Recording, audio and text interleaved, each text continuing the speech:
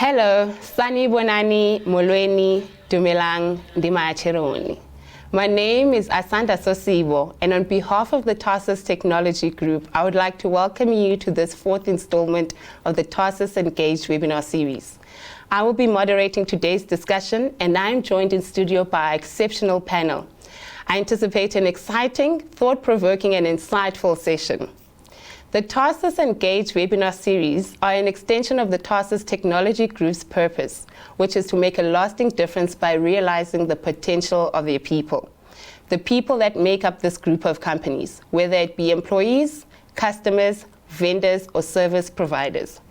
There are so many conversations that have to be had in order to try find solutions to the problems that affect each of the stakeholders who make up the greater TTG community. Through these webinars and other initiatives, TTG tries to make a difference by finding solutions to these problems. And because this is 2021, it is no longer about business as usual. It's about being human and real.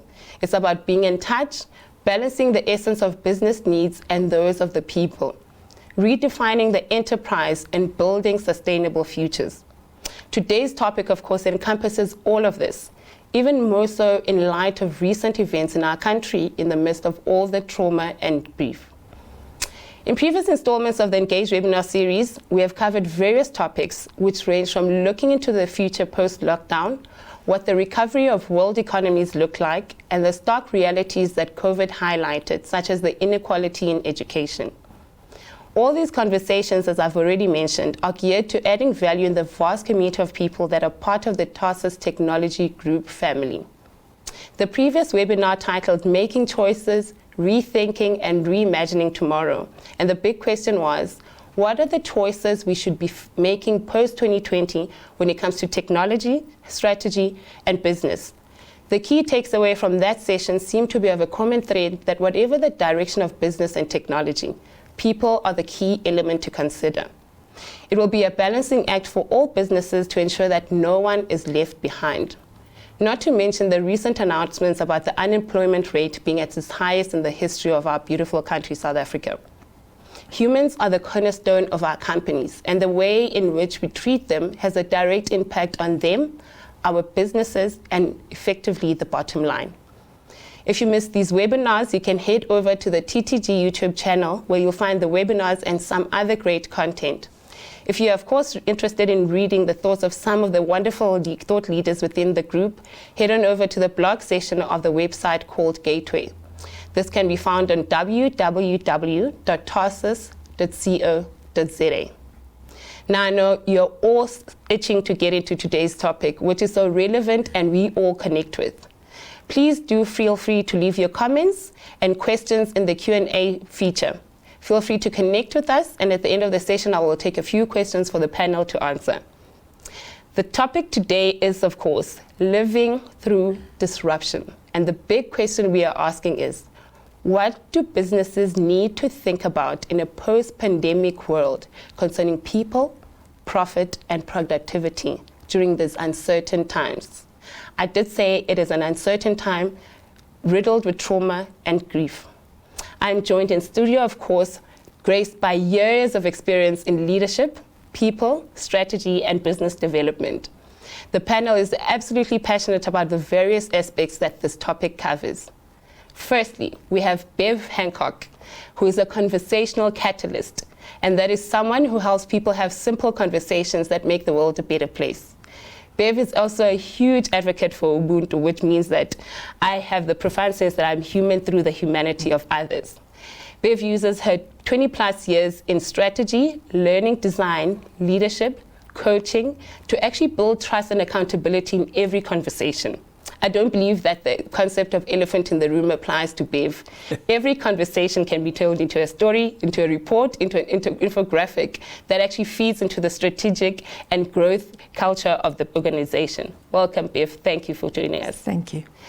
Secondly, Mr. Siphiwe Moyo, the man, founder and CEO of Paradigm People Solutions. Siphiwe is an organizational behavior specialist who is an expert in cultivating hope, optimism, resilience, employee ownership, as well as helping people cope with organizational change. Siphiwe understands people. Siphiwe knows how to improve employee morale, employee engagement, employee performance, as well as making sure that people are in line with the culture of the organization. Welcome, Siphiwe. Thank you for joining us. Thank you very much, Asanda. Last but not least is Shirlinia Martin. Shirlinia is the General Manager of South Africa and Africa Channel Sales at Tarsus Distribution. Now, I've worked with Shirlinia for almost 3 years now, and her tenacity, leadership style, and experience in the technology industry is something that is inspiring to many of us. Shirlinia is responsible for the regional sales growth strategies in the SMB, SMME, mid-market, and Tier 1 reseller sales teams in South Africa and Africa, with 130 indirect reports. It goes without saying that interpersonal skills underpin the driven and dynamic individual that Shirlinia is. This December marks 20 years that Shirlinia has been with Tarsus. Welcome, Shirlinia. Thank you for joining us. Thank you so much. Now, to begin with, ladies and gentlemen, I would like to understand your thoughts on today's topic: living through disruption, navigating the future of work in a post-pandemic world. What should businesses be thinking about in the future of work concerning people, profit, and productivity? To start with you, Siphiwe, living through disruption part. What are your thoughts on that? I have no idea. No, sorry. I think, I think we need to reframe and think about whether we are actually living through disruption or we're living with. And I would argue that we're living with disruption right now. We're entering a phase where, in business school environment where I find myself, we've always talked about the so-called VUCA world, that the world is volatile, it's uncertain, it's complex, and it's ambiguous. But boy, oh boy, we're living in those times right now. And I think we need to reframe and say, probably we're not going to live through disruption, because the moment you think that a certain disruption force has ended, something else comes through. So you're dealing with a pandemic and you're thinking, oh, we're getting a hold of the pandemic, you have riots coming, and you have something else, you have AI, you have machine learning, you have all these things that are coming. So I think we need to prepare ourselves as business leaders, as owners, to say disruption will be part of our lives. That's the first point. The second point for me is to think about the fact that disruption is also not a negative event. Right? The word disruption by itself is not necessarily adversity. So there are certain things that are disrupt us, but that can be so good for us. And so we must have that positive frame that says, oh, maybe this disruption is actually going to help us have a better business. It's painful now, but we might have a better business. Our corporate culture is painful now, but we might have a corporate culture or an organization that is better after this. Psychologists normally talk about this idea of post-traumatic growth. Even after certain traumatic events, you can have growth instead of having stress and disaster and so on. So I think it's very important to have that positive framework to think about it. Maybe just to introduce something maybe that we'll think about. So the work of Nassim Taleb, for example, that talks about that in Black Swan events, you can either have a business or human beings that respond in 3 ways, right? There are careers and there are businesses that are going to be fragile. In other words, they'll break because of the disruption. The other ones that are going to be robust, that means they will stay the same after the disruption. And then there are those that are going to be anti-fragile, which means they will do even better after the disruption than they did before. So some companies are going to do well right now. Might as well be you, I think. We certainly hope so. Thank you, Siphiwe. That's actually thought-provoking. And I like how you actually touch on the Great World Reset, that some experts will refer to. True. The actual realization that it's not all bad. We all can come back and get better. Now, Bev, your thoughts on the future world of work regarding what is needed and expected of future workplaces? All right. I think this is a really interesting question. And I think the reason why it's so interesting is because we don't know the answers. I think what makes today so different to what we've been used to in the past is that we are in the middle of perhaps one of the most disruptive events that our generation possibly has experienced. So part of the future world of work is unknown, and therein lies the opportunity. So you were talking about the Great Reset, and Siphiwe, I really loved what you said about reframing that word disruption, because when I was growing up, disruption was you were making a noise, you were causing chaos, and we have that. Yes. We are dealing with that kind of disruption now. There's a lot of noise in the system. And now disruption is also being reframed as being innovation. Yeah. I think the big thing is how do we reimagine this future? Because if you're going to try and take the past into the future, we've had almost 600 days of learning to do things better. Yep.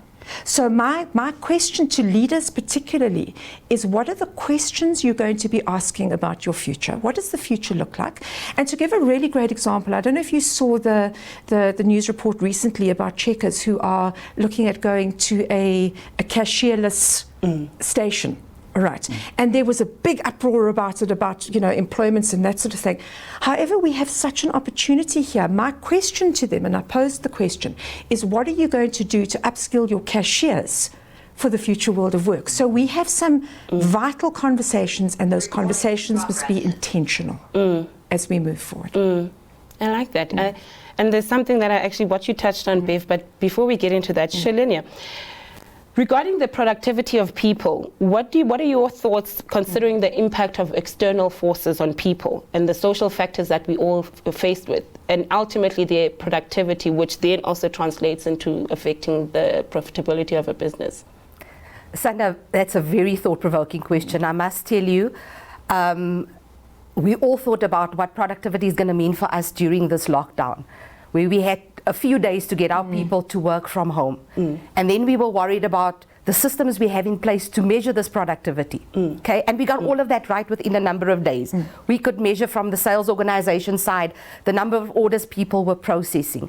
We were looking at the number of phone calls they were making out to our customers. So we knew our people were productive. But you can only get productive to 100%, right? The question we had as leaders internally at Tarsus was, what's next? Yes. Our people are now fully productive working from home.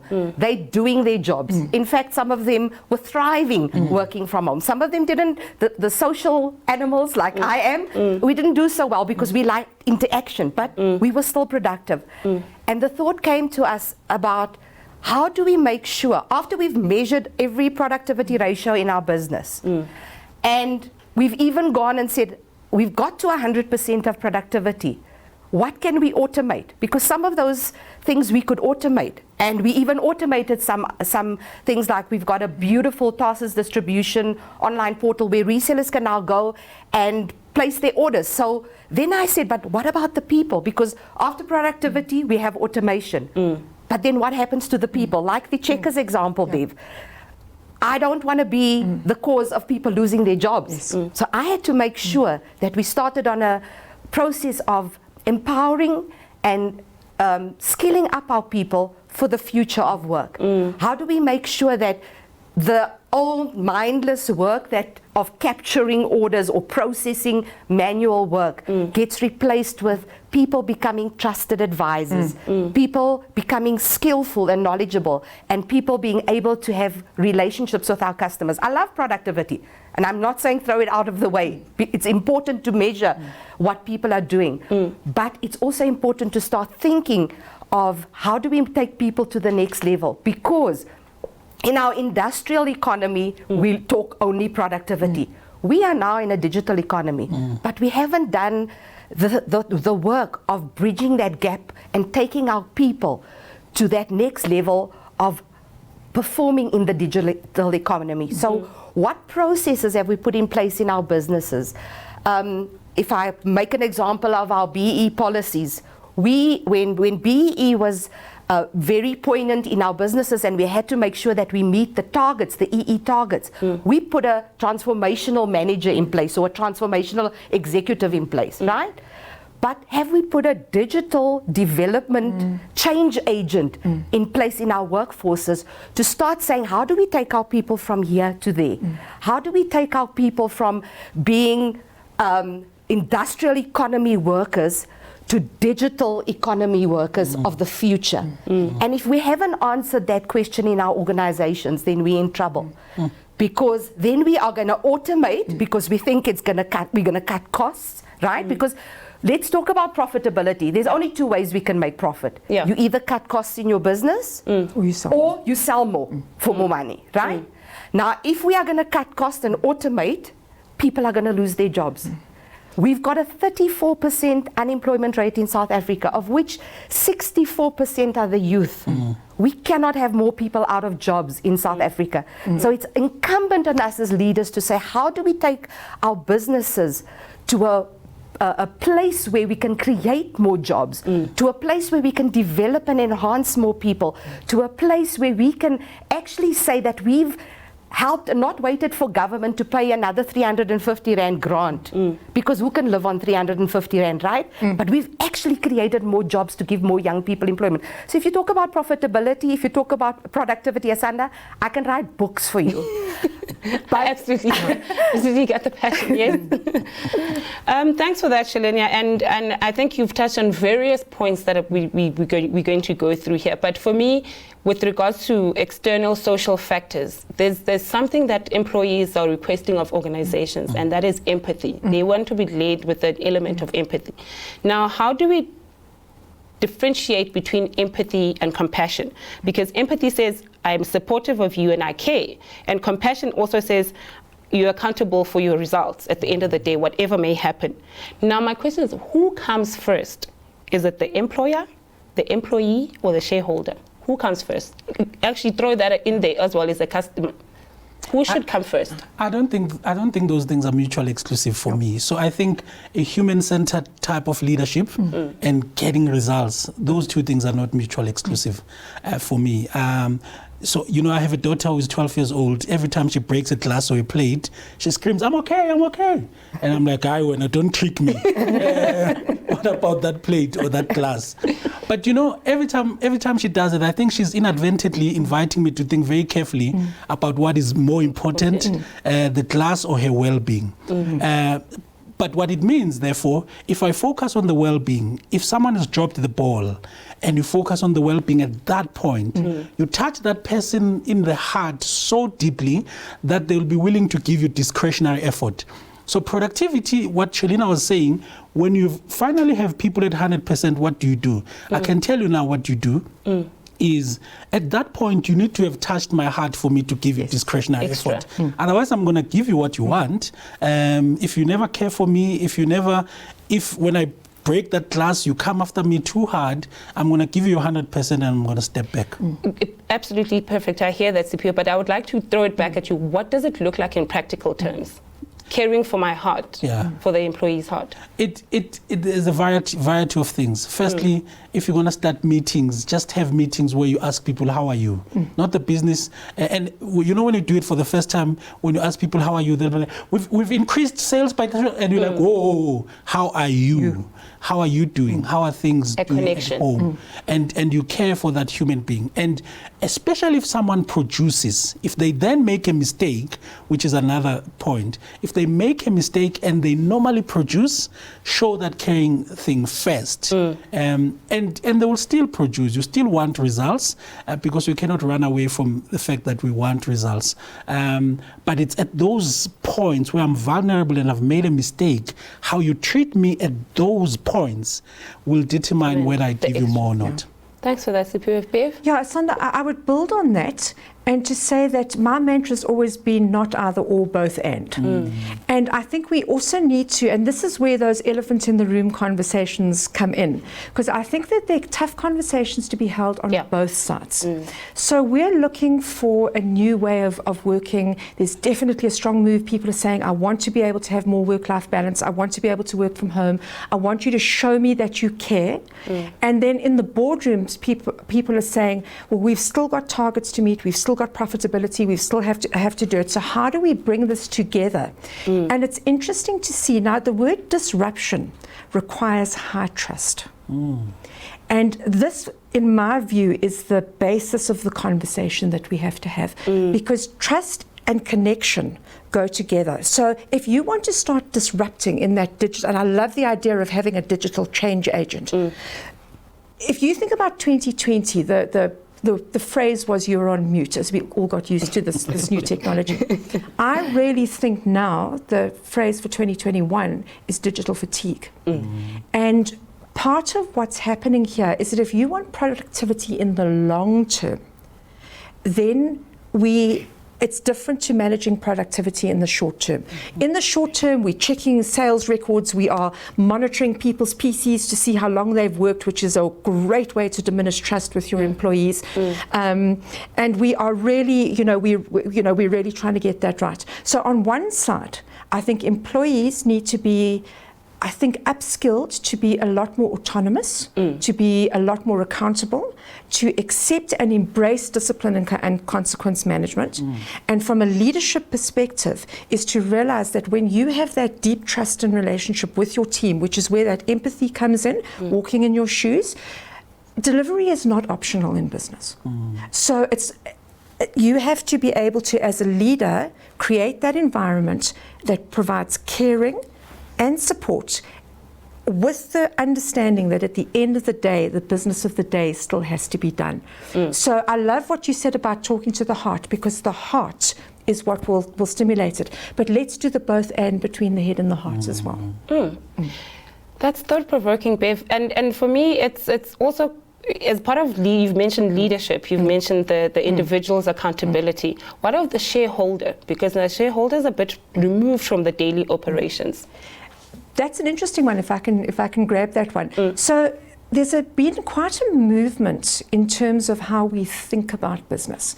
So if we look at business from the West, where it was very shareholder value driven, I think conscious business, and this is the new world of work that we're going into, is actually saying, let's manage stakeholder value, of which shareholders are obviously a very important one. So what you're doing is that you're broadening the conversation. I think that shareholders, stakeholders, we need to give them a voice. And I think through technology, we have wonderful ways of being able to do that. And it becomes the highest level of trust allows for innovation and co-creation. Co-creation is one of my favorite words. And if you have your stakeholders, your customers, your teams, your leaders all co-creating together, how much more powerful is that? Brilliant. Shirls, your thoughts? From my side, Asanda, as an empathetic leader, one of the things that we learned through lockdown was, how do you handle employees who have to be productive and at the same time going through some very traumatic circumstances at home. I'll give you an example. We had just a few days ago lost one of our salespeople in the organization, and we had to think about, how do we help our team in Cape Town grieve, because they're all on their own, they're all working from home. And I called a little Teams meeting with them, and we all just sat and we cried together. And that for me was just so that, and they said to me, thank you, Shoals, because you know what? We were sitting here and we're thinking, how can we grieve him? Because we actually didn't know, because in the office we would have all been together, we would have hugged it out, and we would have, just shared a moment. And on this team session, we could actually just be real with each other. And I think from an empathy side, leaders need to be authentic. Yes. We are emotional, we are fragile, we go through stress and angers, we go through happy moments, and if we can't share that with our people and we are divorced from their emotions, that's where trust building actually starts. If they can, if we put ourselves in their shoes and understand what they're going through, and be empathetic towards them, and offer them support, and offer them guidance and help, and offer them trauma counseling if that's what they need. I'll give you another example. We've got a 3-day compassionate leave policy. We've had people that have lost 2 to 3 to 4 family members during COVID. Is 3 days enough? So sometimes as managers, that's controlled by policies, we will say, you take your 3 days and come back to work, right? But as a compassionate leader, you would maybe say, you know what, I know and understand that you've now lost 2 or 3 family members. Let's talk about how we can support you during this time, because 3 days might not be enough. So we are often governed by our policies and not our hearts. And for me, it's important to bring the heart back into business. It's so about being human. Do we need to build the heart into our policies? Yeah. Absolutely. Because we're looking at all kinds of policies. Young people are saying, they're talking about the great resignation, all right, where people are starting to resign because having experienced work in a certain way, they're starting to say, hold on a sec, something's very, very different here. And I think that's something that we need to take into account. And I think to have leaders who have the wisdom to create that culture that, yes, there is a policy, but ultimately by giving them that Teams meeting, that discretionary effort that Siphiwe was talking about. And it's not that's necessarily our goal, but when people feel loved and cared for, they will give you so much more. As a business imperative, it's a no-brainer. It's what's coming to the forefront is that it's actually about the soft skills. It is. It's no longer about what you're doing on the daily practical. I know my job, I can do this. It's sort of bringing yourself to the fore. And a big consideration in the current working environment is regarding compensation and what people obviously still want is a motivator and drive for productivity. We've seen in the news, for example, that Silicon Valley's response to work from home is to decrease the salary depending on location, if you're living outside of the city. And other organizations in this country have also touched on changes in their policy, whether or not you have been vaccinated. What are your thoughts regarding the essence and heart in it, and that element of Siphiwe? I think that complicates things for me. I think if we just did output-based remuneration, we wouldn't have to care where someone stays. Why should you care where I stay? And why should that affect how much you pay me? Outcome-based remuneration says, I'll not pay you for where and what you are, where you are, and what you are doing, but I'll pay you for the outputs that you're having. And many organizations are doing this output-based remuneration. We give you targets, you meet the targets, we pay you according to those, so that I can work from anywhere and don't have that affected. And based, on what Bev was saying about the Great Resignation, because if you don't do that, sometimes it's better the people who resign and go than those who resign and stay. I will stay, but I'm just not into you anymore. I've left because high unemployment is high. I'm actually using your resources because you implement things that don't make sense. Why should you care where I stay? Give me targets. Tell me what to do. Tell me when you want it. Tell me, give me a chance to come to you when I have problems. Then leave me alone. Let me do my work. And as long as I deliver, why should you care? So just to add on that, Charles, my question is should now employers, or is there a way that employers can now look at incentivizing or using wage and remuneration as an added motivator to the outputs produced? Definitely, Asanda. From a sales perspective, it's very easy, right? We get targets, we work towards our targets, we pay people on achieving their targets. Very easy. But for the rest of the business, it's a lot more difficult if you cannot set proper measurable rewards for the achievement that you've made. So for me, I actually want to throw that back at the employee, not the employer, because I believe, as much as I'm saying there should be a digital development change agent to help people move from the industrial economy to the digital economy, people in their own should also be striving to say, how do I improve myself? How do I develop myself? How do I take more courses? How do I go and research jobs of the future so that I can upskill myself? Because let me tell you something, in the digital economy, there's only two ways that people are going to start employing. It's what relationships you hold with customers or potential customers, or you could hold, and what's your knowledge and your skills. So if you are not somebody that can build relationships, and it's not just for sales, it's for anything. If you can't build relationships with people, and if you don't have the skill or the knowledge that is required by that customer who has a problem to be solved, you are going to be left in the dark. So for me, the employee should start thinking about their own career development before they can start thinking about, should the company pay me for working from home, or pay me less, or not pay me, or whatever. What are you bringing to the party? Love it. Asanda, I'd like to build on this, because this is a really, really critical conversation that we're having at the moment. Yeah. And I think with outcomes-based remuneration means a higher level of accountability and ownership of what you do. Because now you don't have your manager breathing down your neck and checking over your shoulder that you're at work. And I think that in terms of both the employer, to start off with, stop bringing old rules into the new world. I think that would probably be the thing that I would say. To say, that I'm going to pay you X because you live in Randburg and you X because you live in Soweto, it really doesn't make sense. It tells me that the quality of thinking that we're taking into this new world needs to be looked at. So I think leadership thinking is a really important point. On the side of the employee, is that with ownership comes accountability. So if you want to be able to say, I don't want to start work at 7, I want to start work at 9 and work until 2 o'clock in the morning, that's great if you can produce and your job allows you to do that, obviously.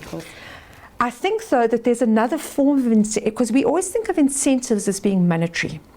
Certainly in the conversations that we've been having in our leadership discussions over the last couple of years, is that I think both young people and women particularly are saying, let's look at alternatives. Give me that extra day off, all right, rather than anything else.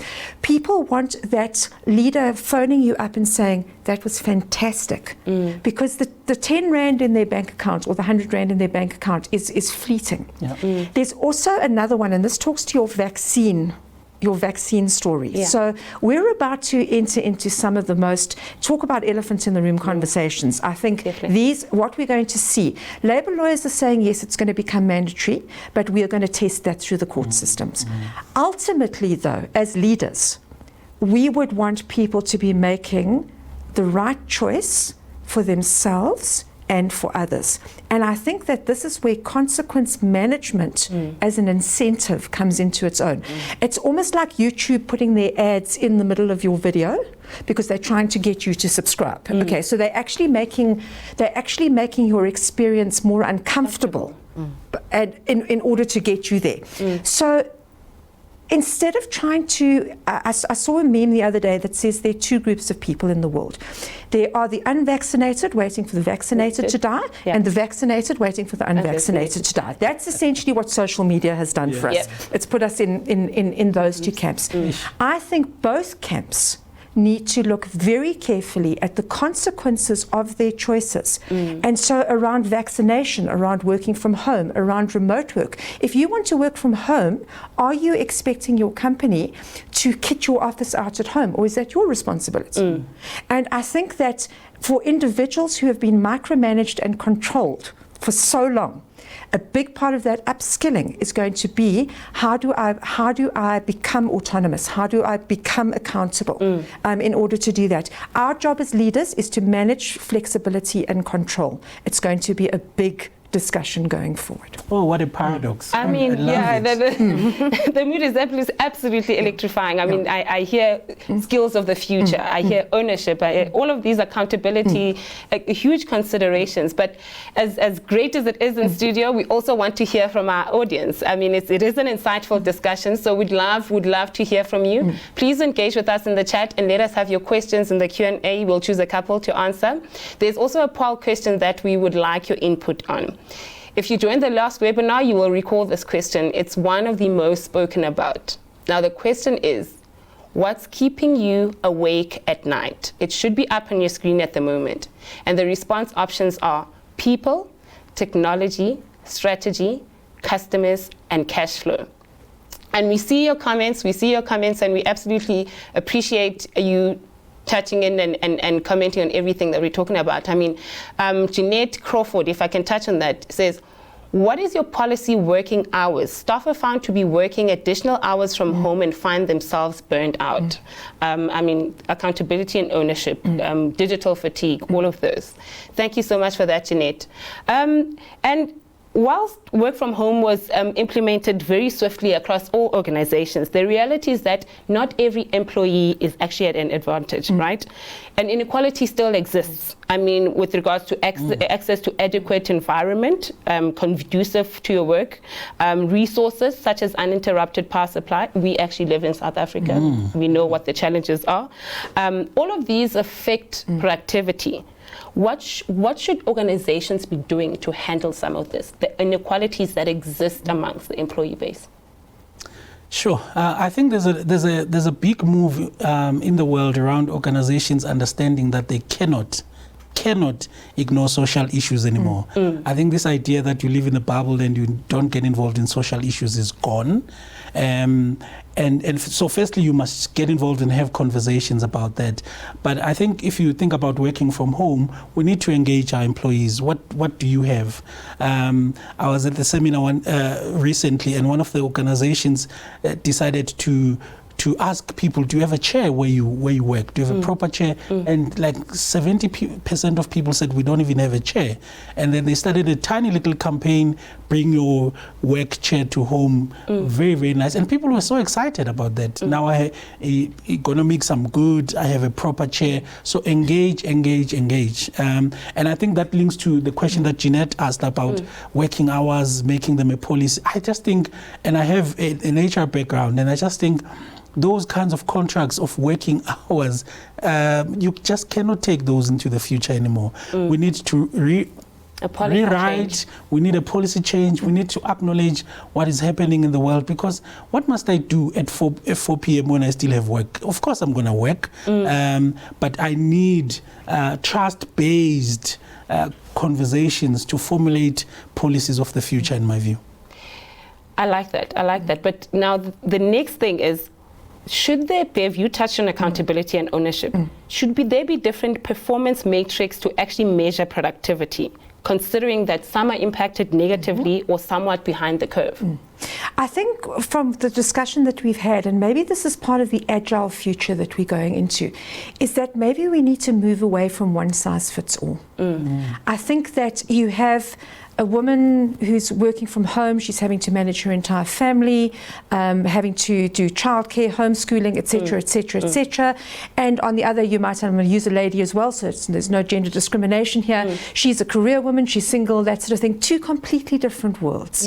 And I think that in this world, if I'm going to be accountable, I want to be accountable for my stuff, and I must know that I'm aligned to the company vision.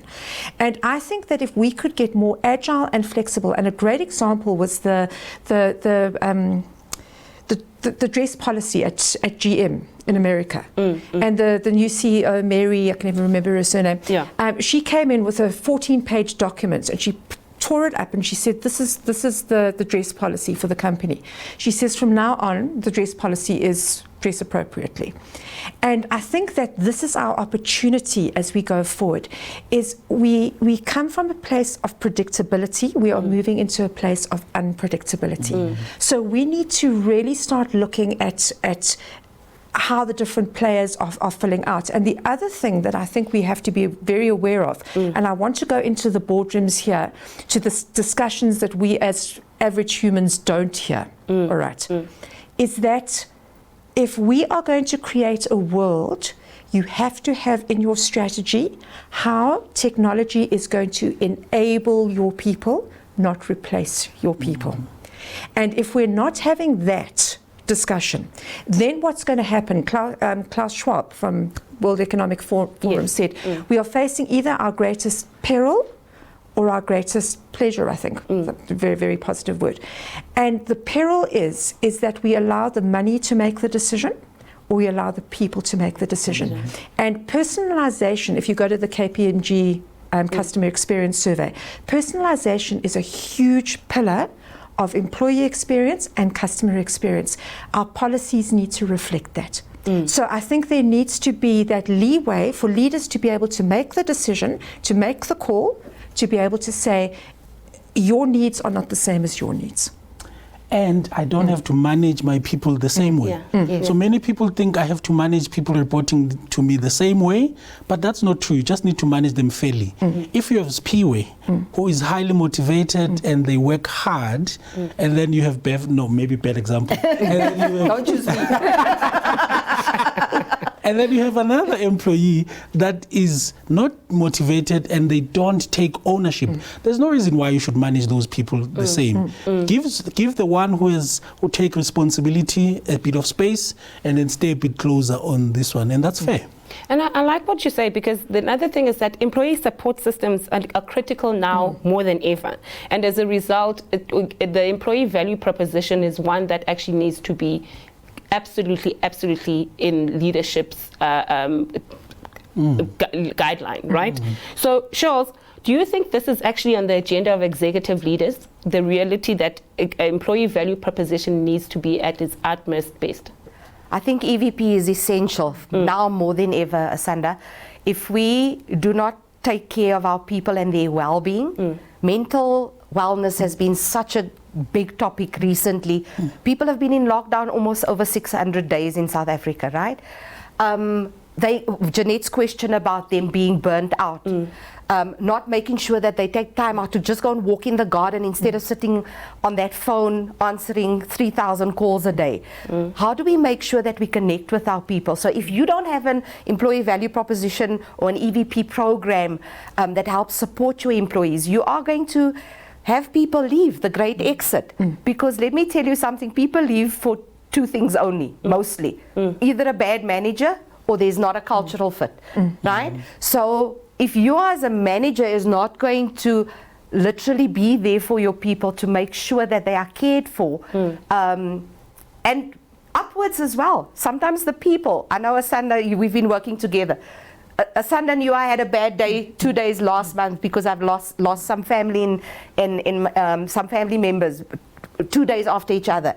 And Asanda phoned me and she said, Charles, are you okay? So she checked up on me. So it works both ways. I think it's just having that genuine care and that genuine, I'm here for you if you need it. If we do not offer our employees that, then we are in trouble. Yeah. I want to almost play devil's advocate here. Should the organization be caring forever? Is there a point in time where there's a line must be drawn? So I would maybe throw that question back, is why would we want to stop caring? Oh. and I want to add something else.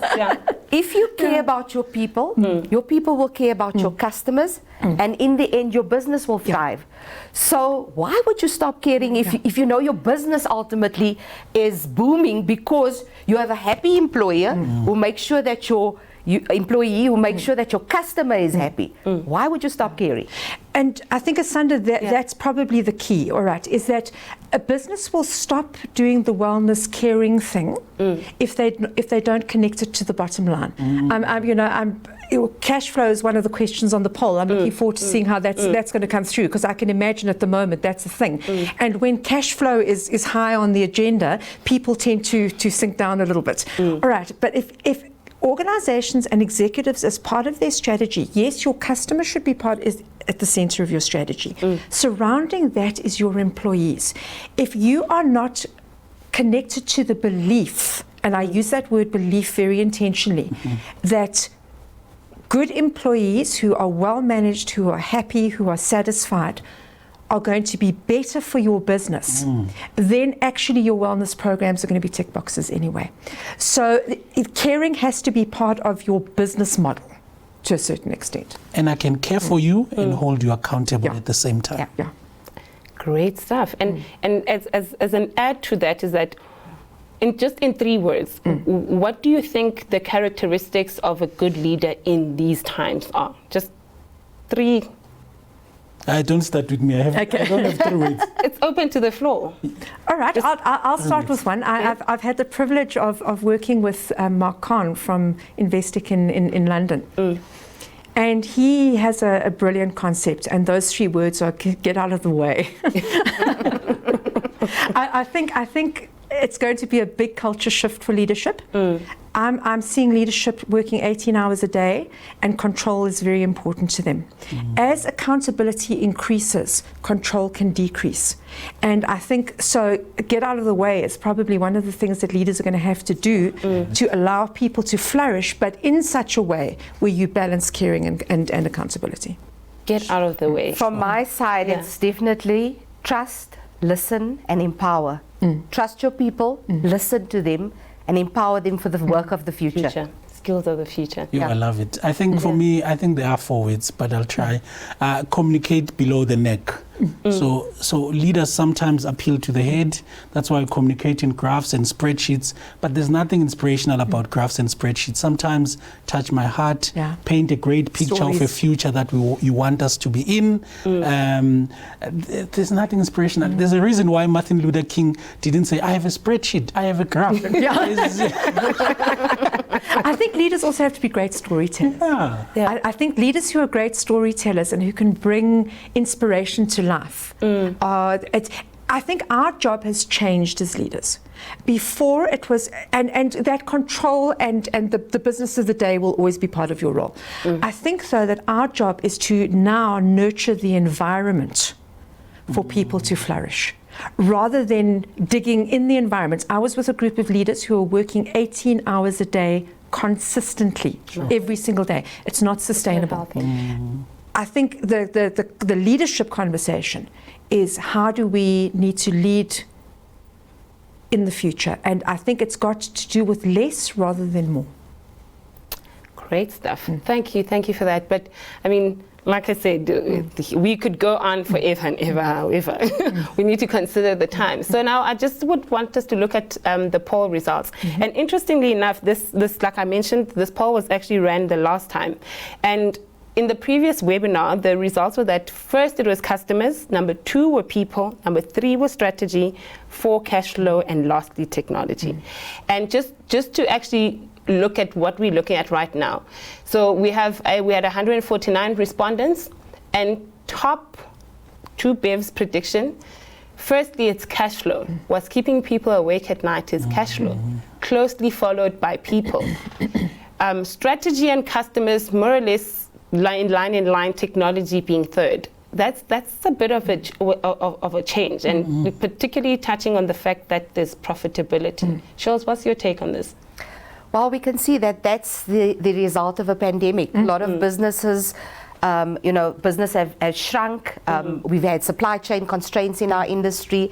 Cash flow is unfortunately top of mind for a lot of businesses to make sure that we are sustainable and that we we thrive. So a lot of organizations have done salary cuts, a lot of organizations have done restructuring, and it's incumbent on us to say, how do we help improve? How do we start programs where we help develop smaller resellers in our industry? Or how do we start making sure that we can keep our people employed through development and empowerment and so forth? So that's still what pays the bills. Like you said, Bev, if we do not have the cash flow to invest in EVP programs, or if we do not have the cash flow to invest in marketing, then we obviously don't have a viable business. So as much as, yes, we have to have both, it's not either or, we have to have the care for the people, and we have to make sure that we manage our money at the end of the day. No, true. And I think it's sort of a grim picture in terms of the unemployment rate that we've all heard about, and cash flow being number 1, closely followed by people. Is there anything else that organizations or employers can actually do with regards to addressing the element of unemployment as well as stresses such as cash flow? Siphiwe? Yeah, I think we need to talk to our teams. Talk to people, don't talk about them. Let's chat. One of the keys of surviving adversities is to face reality head on. Don't sugarcoat it. Chat to your employees and say, things are tough. I have cash flow issues. I cannot afford a lot of things right now. Can we help each other go through this? If we have to take salary cuts for a bit, let's all do. But let's chat about reskilling. We've talked about this. How do we reskill ourselves for this future? Interestingly enough, all studies show that with all these disruptions that are happening, yes, they're going to lead to people losing their jobs, but the net effect is that jobs will increase in every country if you reskill people right. Let's think about what that future is, and let's try and match people's skills to the emerging jobs. Yeah. I think there's also a discussion from both sides. So cash flow, what it'll do is it triggers you. It puts you into financial stress is one of the worst kinds of stress that you can go under. And it's happening at an organizational level and at a personal level. So if the business has got a cash flow problem, trust me, your employees also have a cash flow problem, especially if they've been asked to take a salary cut. I think to be aware that what happens is that when we are under that kind of stress, we tend to shut the people's stuff down. So to be aware that you are triggered, that your teams are triggered. I love what Siphiwe said about having the open, transparent conversation. And really just allowing people to do it incrementally. I think make the conversation smaller. Worrying about cash flow here is massive. Worrying about cash flow here is manageable. So help them break it into smaller steps would be something they could do. For me, Asanda, it's more about, yes, I understand we need to think about our employees and our businesses, but my heart goes out for the youth of our country. If I think next year about 800,000 matriculants are going to be ready for the job market, how ready are they? And what has us as industry done to maybe help skill up people from school age? You know, there's a lot of organizations that would take young girls, for instance, and start teaching them coding, so that by the time they do get to matric and do go into the job market, they have a skill that they can use. Have we as a country actually empowered our youth to be employable? My fear is not, yes, we are sometimes scared, are we going to lose our jobs? Are we going to have to take pay cuts? Are we going to have to retrench? And all of those things, there's all those fears. But my biggest fear is, how are we going to make sure that we don't have an Arab Spring in our country because we've got so many young people that are unemployed? We've seen the statistics that came out on Monday or Tuesday, where 64% of the youth are unemployed as part of our 34% unemployment rate. We cannot wait for government to do something. What are we as businesses going to do about it? Yes. How do we start some conversation to say we've got to get more young people employed? If we look at the looting... Shirlinia, can I challenge that statement? Do we want to be getting young people employed? Because the formal space of work is actually shrinking, if you think about it. I think that we have an awesome opportunity right through school, and I think we have to start at school, that when young people are coming up, that we're empowering them to become employers, not employees. Yes. And I would like to see, one of the biggest, in the work that I've done with entrepreneurs, one of the biggest disconnects is that entrepreneurs don't get to talk to corporate. You have entrepreneur events and you have corporate events. Right, you're never bringing them together to say, how can Tarsus raise up a body of entrepreneurs in the tech world that is teaching those girls and those young guys as well, those coding skills? How can we very practically create not only more jobs, because that's limited.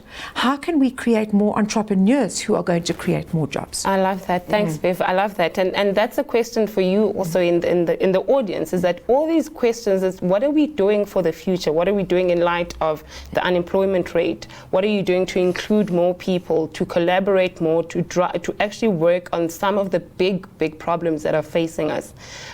Just to take a few questions from the chat is from Tlantle. What is your view on customers who refuse to online meeting? They still believe in the handshake method. Siphiwe, quickly. I'm convinced Shirlinia should be taking this one, but I think it's also just conversations to say, you know what, you have to meet customers where they are. Sometimes you have to start with where people are and then move them to where they need to. So conversations. What do you think?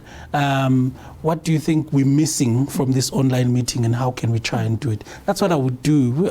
But customers are customers, eh?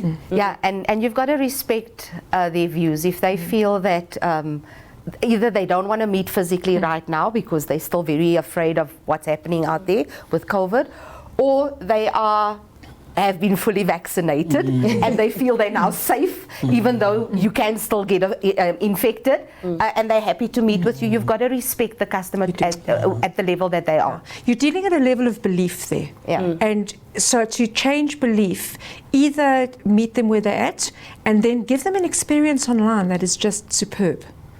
And if you do that, then you'll probably find that resolves the issue anyway. Then you've got both ends. Thank you. Carl Naidu, we need more translators of technology in business. The knowledge gap is only growing between operational business people and the techies with their wonderful software.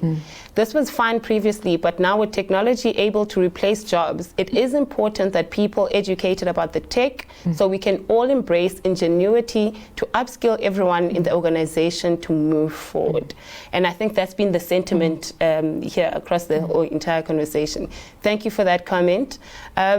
Just as we're about to wrap up, surely hope, resilience, optimism, as preached about as it has been, some element of there's a belief that it does no longer work. No matter how often we say this too shall pass, and the pandemic is still here. Are we wasting time with these concepts? Are we wishfully dreaming that it would eventually go away? No, we're not.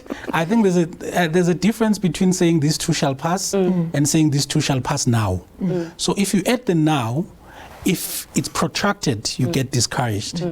And which is consistent with the research in hope. Research in hope says, if you believe that something's going to pass now and it gets protracted, you actually get more discouraged. So it's very important to keep the belief that this too shall pass, but don't have unnecessary deadlines to say this too shall pass now, because if it doesn't, then you get discouraged. So there's still a place for hope, resilience, optimism.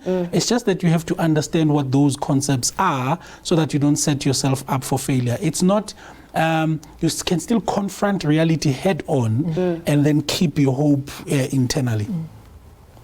Right, Bev? I would agree with that. I think essentially we need to bring people right into the present, because the future is very fuzzy at the moment, and in that present, to connect, to give them hope, to instill gratitude. Even if they're feeling, everybody's tired at the moment. 2020 we were resilient. 2021 we thought was going to be different, it wasn't. 2022's not looking that much better if things carry on the way that we are. We don't know what it looks like. So I think bring it down to the present and focus on those things, because if somebody doesn't feel that there's hope, work with them there now in the present. To take that away, I'm an eternal optimist, right? And I also believe that it doesn't matter how bad things get, when I know that I can step next to you and you are there for me, it gives me a strength that I wouldn't have on my own. And that's where I think the whole concept of Ubuntu just comes into its own. I think for me it starts with self. And the biggest thing that I've had to learn in the last 18 months is be kind to yourself. Because if you learn to be kind to yourself, you can be kind to others. And sometimes being kind to yourself doesn't always mean that you get the support you need. It means it could be as disruptive as anything out there. People outside could be bombarding you. But if you just take a deep breath and you pause with gratitude and you're kind to yourself and you take that bath and light that candles and take yourself for a spa treatment if you can, be kind to yourself, because you cannot give from an empty cup. You cannot fill somebody else from an empty cup. You've got to fill your own cup first so that you can give to others. If you're kind to yourself, it'll spill over and you'll be kind to others. Yeah. Awesome views. Thank you so much. And just to take it back, is that in the beginning we did say is that it's about being human, it's about being real, it's about being in touch with so many factors. And that's been the common thread here in studio. There's so many things that we've touched on, and as a requirement for the future, it's about change in policy, it's about actually caring. Siphiwe says take it from the head down, consider the heart. All of these encompass the profitability and productivity. And if there's any last thoughts from any of you, as 1 minute. We have 1 minute. So 1 minute. 2 seconds per person. Yeah. I would say for me, the question is, if not me, then who? If not now then when can we make a change in our businesses? Yes. Okay. I think for me is keep the faith up, keep the hope, keep the optimism, but confront reality. If you have to do some adjustments that you need to do, do it, but take care of your heart. That's where issues can come from. Keep the heart as optimistic and as hopeful while doing the practical things you have to do. Great. Yeah. My last thought would be paint that picture for the future and then bring it back to the present and do everything you can now to turn that future into something magnificent. Awesome. Thank you so much for that. So thank you to our panelists for their realness. Thank you for their intriguing and insightful views. Thank you for taking the time for joining us, and I hope you were engaged and took away valuable insights. It has really been an exciting and great session. A reminder to please head over to www.tarsus.co.za and check out the blog, Gateway. This webinar will also be available on YouTube within a couple of days, and you'll find it on the TTG YouTube channel. You can also find Tarsus organizations on Facebook and YouTube. Thank you so much. Stay safe. Take care of yourself. See you soon in the next Tarsus Engage webinar.